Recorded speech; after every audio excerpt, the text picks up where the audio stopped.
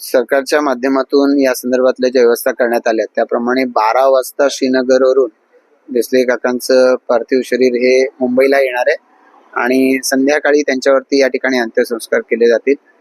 या सगळ्याच परिसरामधल्या लोकांच्या मनामध्ये त्यांच्या जाण्याच्यामुळं एकीकडे त्यांना धक्काही बसलाय आणि त्याच वेळेला तीव्र संताप आहे अशा पद्धतीच्या अतिरेकी कृत्याच्या बाबतीत।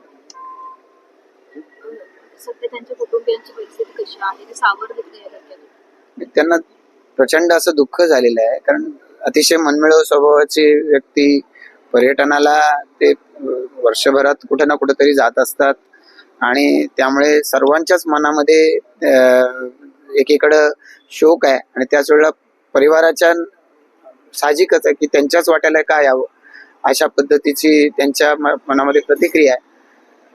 त्यांना आता सावरण्यासाठी काही वेळ तर जाईलच।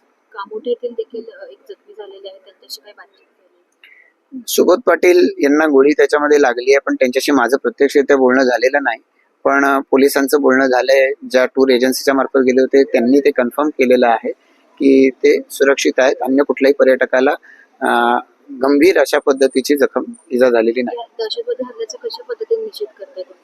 खरं तर याच्यामध्ये संपूर्ण देश, जग याचा निषेध करतंय, पण विशेषत्वानं या देशाचं एका अर्थानं नंदनवन असं आपण काश्मीरचं वर्णन करतो। त्या काश्मीरमध्ये पर्यटकांच्या वरती धर्म विचारून अशा पद्धतीची हत्या करणं याचा सगळ्यांच्या मनामध्ये संताप आहे आणि याची प्रतिक्रिया किंवा याचा सूड घेतला पाहिजे शासनानं, अशाच पद्धतीने सगळ्यांमध्ये भावना आहे।